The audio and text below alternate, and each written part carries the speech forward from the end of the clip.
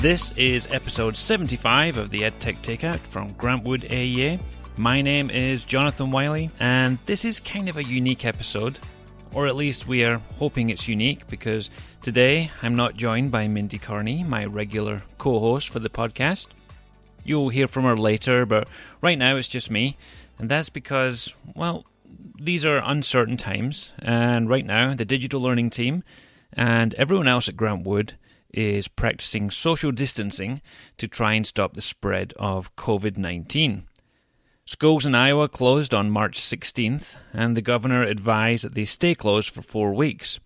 We are all hoping that this will be long enough to contain and beat the virus, but the truth is, nobody really knows for sure right now. So at the end of the first week, we all got together as a team on Zoom. We talked about some of the things we've been doing in that first week. We talked about trying to balance working at home with parenting and educating our kids. We talked about how we are coping with all of that and how we think we can help other people in the same situation. We recorded that conversation and are including it as the content for this episode. The audio is straight from the Zoom call, and that means it's not great, but we hope the content gives you some ideas and some hope for the days ahead. So, without further ado, here is that conversation. So I should introduce myself first of all. I am Stacy Beamer. I'm the coordinator of digital learning at Grant Wood AEA, and I get to work with an amazing team of digital learning consultants. And we're going to talk with the digital learning team from Grant Wood AEA today. As other states, something that we have in common, our governor, Kim Reynolds, recommended that all schools in Iowa close for 4 weeks to help prevent the spread of COVID-19. So as we record this, it's day 5 of that 4-week period. Grant Wood AEA facilities have closed to the public and for our staff, so we are homebound. And the members of the digital learning team are here working and trying to think about how it can be parents and also thinking about how they help our educators. So we thought it'd be good to try and share some of our experiences and things that we've been doing in order to try to be transparent and to give ideas for people who are also in that same boat. We don't have all the answers, but we are not perfect educators, and I'm going to speak for the team because I'm not a parent. They're not perfect parents, but they're really good parents, and that's what they want to talk about. Let's just be real about what parenting is in this COVID-19 little saga that we are under. Not something, as I've had conversations with folks, everybody's saying this is out of the ordinary, this is so bizarre, this is nothing I could even have prepared for. So that's what we're going to talk about. So today we're going to spend some time and have these folks kind of keep your educator hat on as we talk about this, but also really thinking about your perspective as parents, because parents are in a very unique time right now. I've been on the phone every day with my sister just thinking about, what do I do with my kids? Is this right? Is this wrong? So let's talk about that today. So I'm going to have everybody first. We have all kinds of backgrounds and all kinds of ages of kids represented with this group. So you guys want to start and introduce yourselves? So Mindy Carney, hello. I am mother to a 10-year-old and an 8-year-old.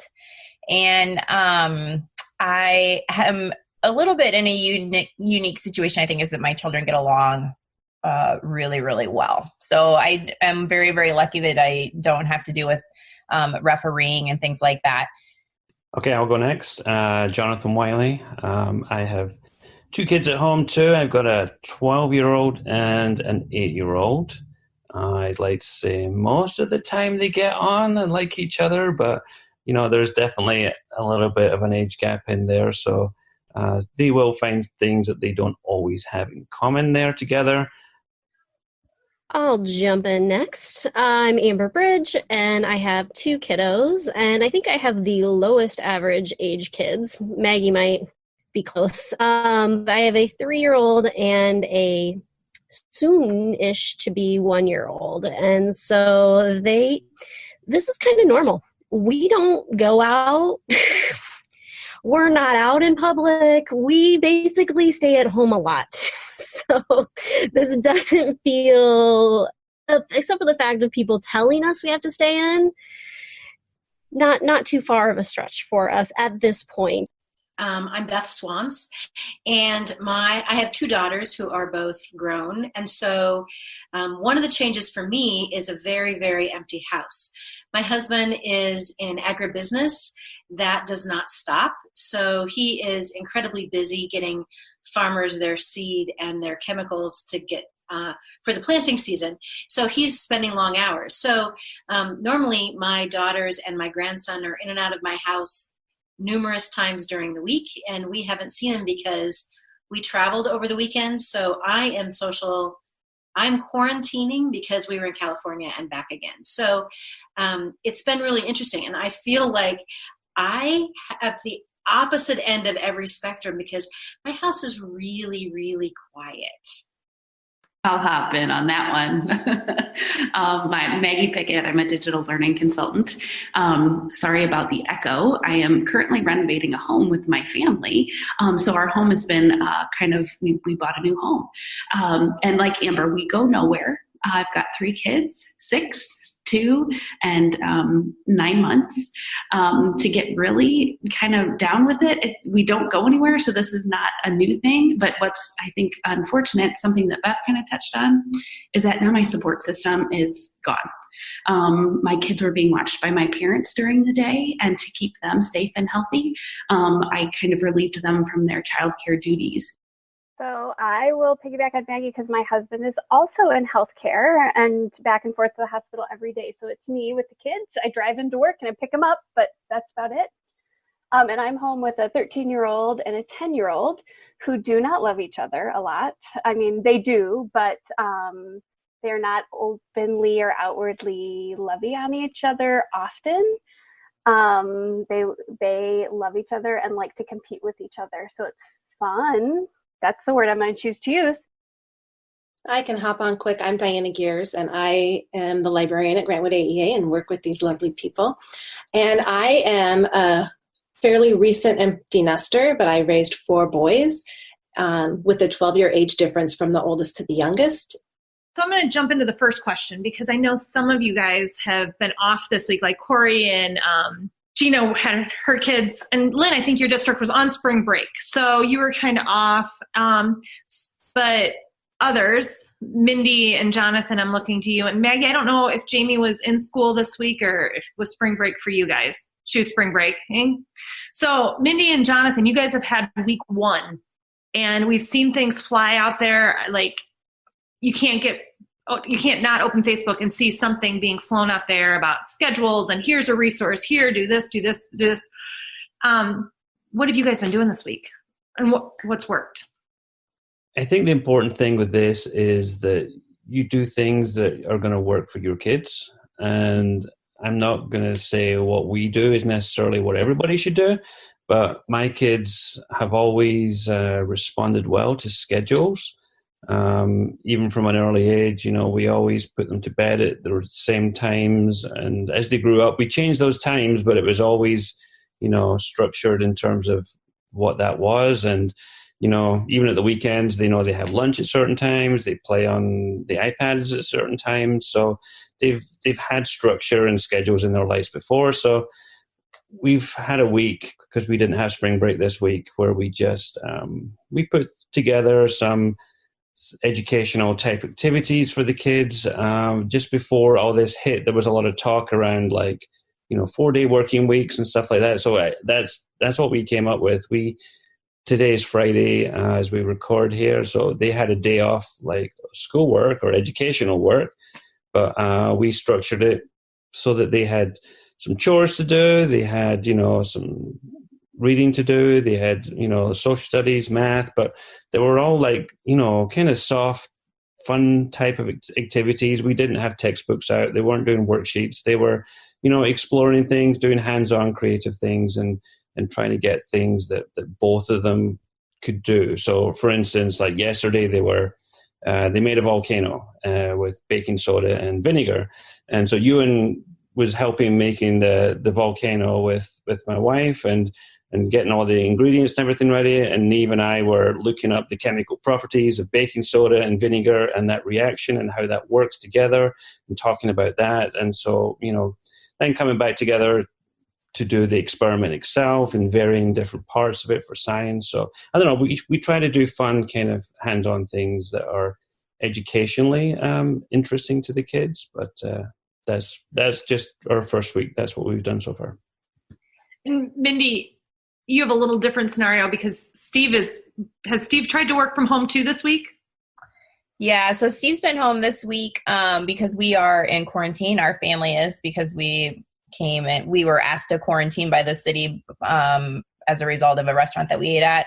Anyway, so Steve is home this week, but we were actually on spring break. So we are, this was, I think, a new experience for Steve, but we're still on spring break. So we're kind of just like, let the fun just begin. But I do think that, Lynn, weren't your kids off of spring break? They didn't have spring break this week, right? No. So I'll jump in and kind of share a little bit of my story. My kids were supposed to have spring break yesterday and today. So Monday through Wednesday, I will share what I've learned about my children and educating my children at home as an educator.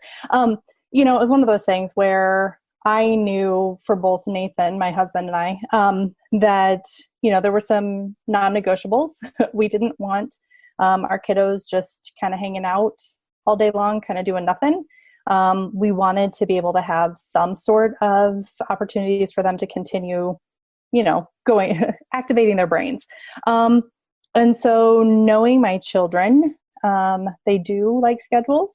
And my daughter Ava is all about, she loves being my quote unquote guinea pig and experimenting and things like that. So I actually did set up a Google Classroom because I'm that mom. And I set up a Google Classroom and we just kind of talked through some different things for them to do in terms of helping me learn a little bit too. There's been some things that I wanted to go back and delve deeper into. And so sometimes as a digital learning consultant, it's a little bit hard because I don't have my own classroom and my own students. And so my kids are pretty used to me asking them to be guinea pigs. And so, we've just been trying out a couple different things. For example, we've got CS First from Google coming up that we're going to kind of delve into. Some things that I've wanted to learn a little bit more. And for Ava, having that conversation of, what are the things that you're interested in looking at? And so she's always game for whatever I come up with or whatever she wants to brainstorm. My learning experience really came with my son, Jackson. So I kind of put together some resources for him to kind of explore. And he was like, no, this isn't going to work for me. No, thank you, Mom. And so we had some really good conversations talking about, okay, so here's the deal. Here's the non-negotiables for me. You can't just sleep till noon and then binge watch TV all day, although that does sound good sometimes. But, being productive. So what are some things that you would be interested in learning? What would be some things that you'd be willing to do? And so there's been a lot of those conversations of him identifying, okay, what is it that he wants to explore? What is it that he wants to learn? And so then, being able to use some of the resources that we have at Grant Wood, just kind of letting him do some research on his own. It's been a really good learning experience that that rigidity of that schedule and here's all of these resources, they're all great, but they weren't engaging to him. And so taking that step back and letting him have some ownership of what he's going to be doing over these next couple of weeks. The other piece is kind of like Jonathan was talking about, having a little bit of time just to bond as a family and reinforce some of those just great life learning experiences. My daughter Ava is really amazing at baking and cooking. And so she's been jumping in and helping me out. And we've been doing some experimenting and making things that we've never made before. In fact, we've been researching how to make sushi at home. So I'll let you know how that experiment goes too. But, just even some little things that have always been something that we wanted to do with our kids, but we just haven't. Things like teaching the kids to check tire pressures. That was something that we realized, hey, we've never done that before, and this would be a great opportunity to start doing some of those things. Lynn, you've got educator lens and kids that are moving on with like with Ava jumping into Google Classroom. What advice would you guys give Beth? I'm just thinking, as you work with a bunch of different teachers talking blended learning and things, what advice would you give to just parents who aren't educators who are in this situation?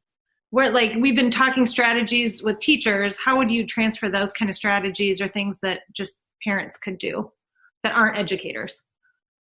I think that just keep it simple. The stuff that you do at home. So with our kids, since they've been on spring break this week, I've been trying to honor that. Next week, I've made up just a couple area type of problems, things like that for them to think about with regard to math. And so Willa's going to measure her room and eventually figure out how much paint she needs to buy to paint her room. Jack's going to try to figure out how much floor to buy for the basketball gym that he's never going to get, but whatever. So those types of things, reading and reading across a couple different texts and thinking about how they connect to one another, or what sort of similarities do you see there? So we're going to talk about resilience next week. Just as a theme, Jack's reading The Hunger Games right now. I was going to pull a couple extra texts like Invictus, the poem, or a short nonfiction piece about Malala, and have them think a little bit about how do these things relate. So just there's lots of things that you as an adult or you as a person enjoy on a daily basis and do on a daily basis. And so are there ways that you can have your kids enjoy those things or do those things too? That's what I would say. I would agree. I think, if we whittle it down to who their first teacher was, it wasn't their preschool teacher. It wasn't their daycare provider. It was you. It was you as a parent. You were their first teacher. You'll probably be their last teacher. Not their last teacher. Sorry. But you know what I mean? It really whittles and goes back to you as a parent. And so really kind of thinking about getting to know, I think one of us already said, getting to know your student or your learner or your child again at a different level.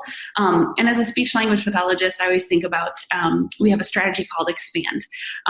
So it's just adding, it's just plus one thinking, where they say something or they do something and you just expand it. You just tease it out and stretch it a little bit more to engage just a little bit deeper thinking. Just layering on that expansion kind of opportunity or strategy throughout a day. So if you're baking, oh, we need flour. You're right. We need 2 cups of flour. Oh, well, that's easy. And here's my 2 cups, right? You can do a lot of learning just by layering on that strategy through your day.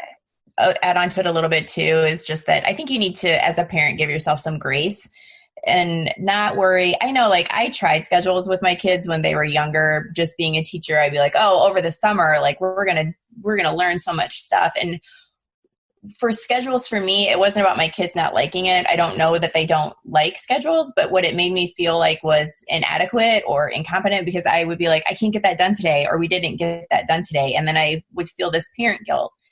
And I really think you just have to give yourself some grace and be my kids, we've been home, but they've done chores in the morning. So they clean their rooms, they clean their closets, they folded laundry today. They got an extra lesson on how to correctly fold a t-shirt, and then exercise practice, do it yourself.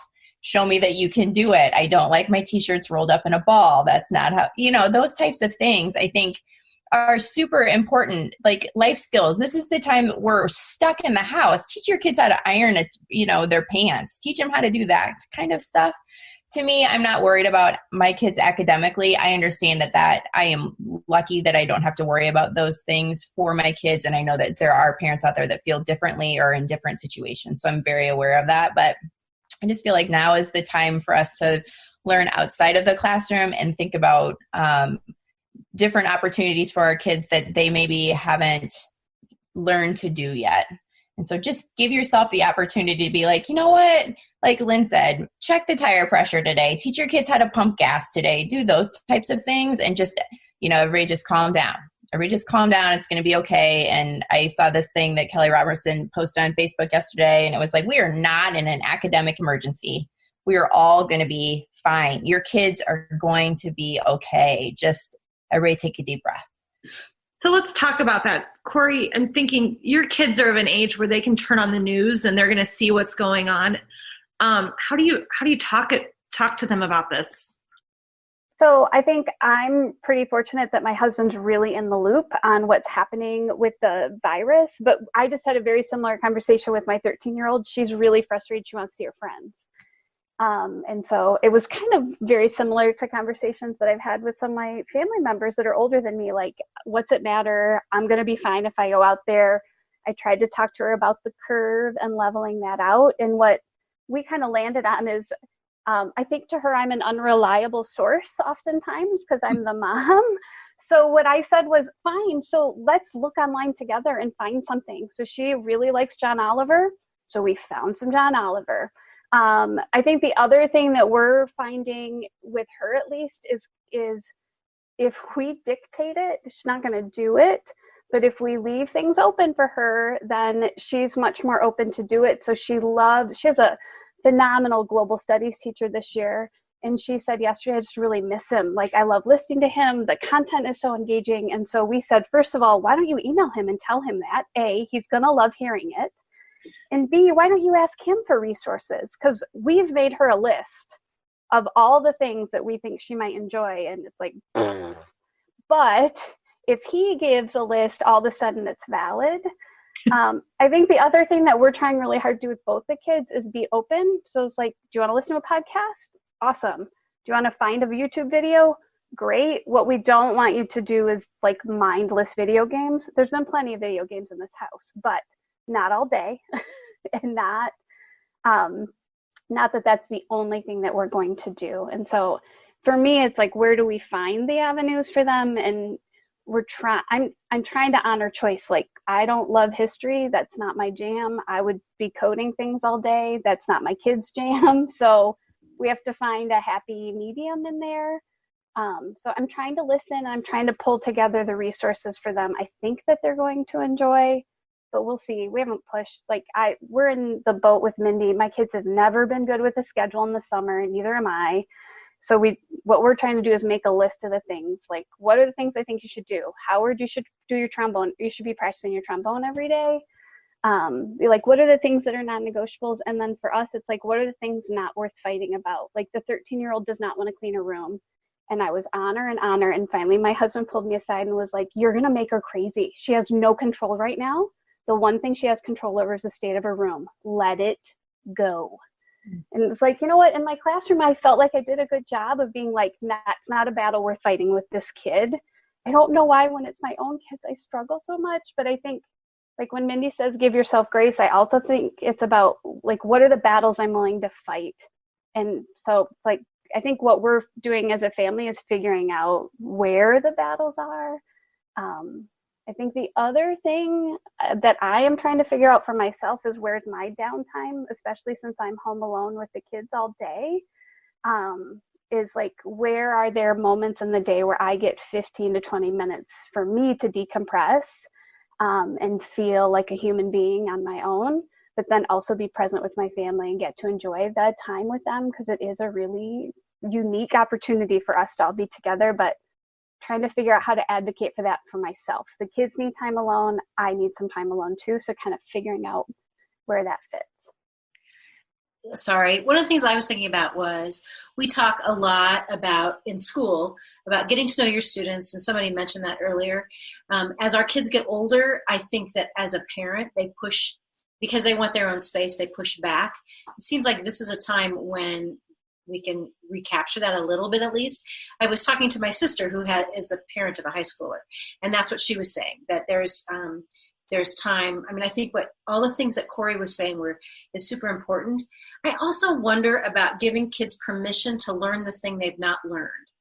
Like, is it learning how to play a guitar, or is it a hobby that they're really interested in, that now you've got a whole week that you could just figure out how to sew or how to do something like that, or 4 weeks, yeah. Like, so is there something that they have wanted to do? But I think that the key is what Corey said, like, it can't come from the adult, or it's already squashed before it ever starts. I also think it's really, really important for us as a parent to figure out how they can connect with their peers in ways that they could also have those conversations. And maybe that is, I don't know, but giving them a chance to talk to peers about things that are important with an adult there, not just gossip catch up, which is really important too. But maybe there's not a lot of gossip right now. I don't know, because they're stuck. So, like, how many times can you tell about your dad and going to the bathroom, or I don't know, it's just like those kinds of things. But I think that we need to give them an opportunity to have some conversations that are sort of about the important things, but as a sidebar, maybe. That's what I was thinking. So I'm thinking, though, as you guys are talking, it's about getting to know your kids, giving them authentic activities to do, fun activities. Amber, I want to talk. We've been posting on the Carpool Lane and our digital learning site, Facebook page, some of the Think, Make, Innovate episodes. And of all of the things that have been posted on the Carpool Lane, which is a Facebook page the agency is putting out for resources for parents to use, one that's gotten the most hits and traction has been a Think, Make, Innovate episode. So as parents are looking for stuff to do, I know I shared the cardboard episode with my sister. And I'm having my fridge redone, or kitchen redone. So I took all the boxes and I gave it to my brother and I said, here, go have the boys watch this. You want to talk a little bit about what Think, Make, Innovate is and who you might share that with? Yeah, absolutely. So Think, Make, Innovate started, I think this is our year 5, 5 years ago, of sharing out a makerspace challenge. And when you really think about makerspace, it's about making, creating, getting hands-on, thinking, and that there's not one way to create something, but that everyone could take on a challenge in a different way and create something really unique and personal to them. And so we've shared out one video a month for the last 5 years, which would be an awesome resource to go to check out if you're looking for ways to get hands-on with your kids at home. Some of our challenges have some tech involved. Many of them don't, though. And so that's really important to think about, too, that you can be super creative even with a cardboard box. I think one of the ones that we shared through the carpool was actually making an outfit, some wearable cardboard, to have a cardboard fashion show at home. I think that those are all things that can show you another side of your kid that you may or may not have known was there. I also really love, and I think would be super fun, I think Mindy mentioned teaching our kids about ironing, right? Okay, we all got an iron at home. Ours does not get a lot of practice or work. But there is a really awesome episode that we did with Mid-Prairie Middle School where they talked about plastic fusing. So you go to the cupboard either under your sink or in the closet where you have the hundreds of plastic bags that you've been shoving for all these little grocery runs you've been going on, and you pull those out and you get some wax paper and you talk to them about how you could actually change a plastic bag into material that you could then create something else with. And you never know, maybe that will lead to ironing of the pants. I don't know. All of these things could come together through making and creating. And so we love it when people take on or pick up the Makerspace challenges. We love it even more when you share back too. We have a whole page on our website that highlights people that have shared back pictures of their making. So I think it would be awesome if we had some educators that are at home or parents that are at home that try to do one of these things that you never know, it might sneakily work in some math or some language or all of these other things that might not look like school to you, but yet it might be school. ish learning. things. It's learning. Hello. And I think at the end of the day, that's what we want our kids to do, is just to have fun and learn. And there's enough other stress out there, in my humble opinion. It's a stressful time for everybody, and I think kids pick up on that too. So if we can keep things fun and engaging, like you guys all said, this isn't a formal education. We don't need to be super strict with the schedule. That would be my piece of advice. Make sure kids are engaged, have fun, find activities, use this time to get to know your kids, and some learning will happen. I think what we'll do is wrap up and everybody just give one piece of advice to, and I'm going to say the audience is not going to be a teacher, but what piece of advice would you give to a parent out there as they're getting ready to spend 4 weeks? I'll go first, because then I got to run, because there are kids crying. So as you either embark on this time or continue your time, follow your kids' lead. They will, if you follow your kids' lead, you will know where to take their learning. Feel like there's a lot of pressure out there for parents, or even if you're not an educator parent, but to try and have like school at home. And you don't need to necessarily try and replicate school at home. You don't need to set up tables and chairs and structure and everything exactly the same at school, because that's probably not realistic, and under the circumstances maybe not even the best thing to try and do. So do what you can, try and make it fun, try and make it educational, but at the end of the day, it's going to be what it's going to be. This is kind of an unprecedented situation. You're not doing it wrong. If you think, what am I doing here? Am I doing it right or not? I don't think there is a right and wrong way right now. We're just doing what we can to get by and doing what we think is best for our kids. Mine would be to have fun and allow them to have fun, because learning can be fun. Picking a hobby, like Beth was mentioning before, that they're interested in. Maybe they want to make the squishy dough that they want to make. There are all kinds of YouTube videos out there that people have made, and that even opens up great discussions about how do you know which one to watch, and looking at credibility and quality of the different video that's out there, and then reflecting on what they've done and if they would do it differently. It makes it fun, and they're learning all those kinds of things. I think I'll go build off of what Diana said. I think talking, like I'm a huge proponent in conversation, and I think that sometimes that's the thing that we're missing the most. Talking about our own concerns, age appropriate to our kids, and listening to what they have to say as well, but opening the door to talk and having that just be a goal. And you've succeeded if you have a conversation with your 16-year-old. I mean, that's like a win. So we can be done for the day then. I'm going to build off of that, because that's exactly it. Talk and transparency, and that it's okay to take a step back and to think about what's working for you and what's not, and to talk to your kids and let them, like everybody else has already said, taking the lead and really getting to know your kiddos. I had that whole conversation with Jackson about, okay, so I think the whole schedule thing was my trying to make sense and take control of a situation that feels a little out of my control. And so taking a step back and to say, okay, so how can we navigate this together? And just being super honest and transparent with your kiddos and having those conversations. I think that's the biggest thing that we can do for them, is just be there. There are a ton of resources out there right now, and not to get overwhelmed, but maybe find one that you think is really cool and share it with them. Like, I think it's really cool that a lot of authors are reading their books online. So take time, share one of those with your kids. Don't have to do them all, but just try one that they might say, oh, that was really cool. I would say, and you guys all said all of this stuff. So the other thing I am kind of just starting to think about today is allowing your kids some ways to communicate with their friends and opening up those channels. So I had a friend of mine text me. She's like, can our kids please play Fortnite as a date today?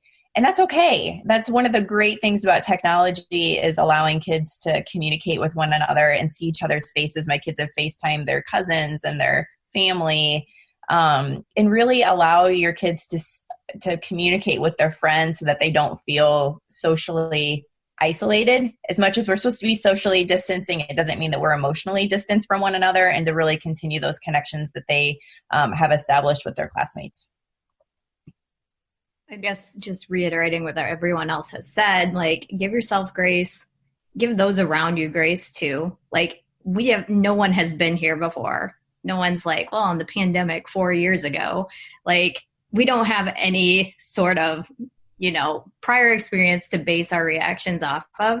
And so, like, now's the time to give yourself grace, give those around you grace, understand that no one is doing it exactly perfectly. And there is no perfect in this situation. We just have to do our best. I would say wash your hands. I think you have to be really flexible. And I think that you should all have a network like all the wonderful people on this screen, because they're really helping to keep me sane and like to recognize that we're all making mistakes, but we're all in this together. And so finding your people that help you to feel sane, I think, is really important for parents to feel successful at this time. Just to kind of reiterate that, finding your people. So here in Iowa right now, online learning is not something that is required. And teachers, this snuck up on us big time. So we didn't have, like we would going to summer, here's a packet for you to do and some things, games and activities for you to do at home. So finding that network or somebody that you can ask for, that Better Together hashtag is out there. So if you're looking for a resource and you find out, hey, my kiddo is super interested in zoo animals, put something out on social media and say, hey, does anybody know anything that they can do? So the resources, I think, are all out there, and it's super overwhelming right now. So asking a network, we are here as a team of educators, and many of you are parents. So have that empathy for what parents are going through right now, trying to balance a work from home and help support their kids and have them learn a little too along the way. So know that our digital learning site is there. You can email or contact any of us, and we would be more than happy to help shoot a resource or two out your way. Well, good luck over the next 4 weeks, juggling parenting and educating and just staying healthy. Stock up on toilet paper and hand sanitizer, and have a great weekend. Thank you for listening to this episode. I know it's not our usual format, and it's certainly not a topic that we plan to talk about, but we felt it was important to share some of our story at this time and to give you an idea of what we are doing right now. Regardless of when the schools do return, we are absolutely planning on doing more episodes in the near future. So until next time. This has been the EdTech Takeout. We hope it hit the spot.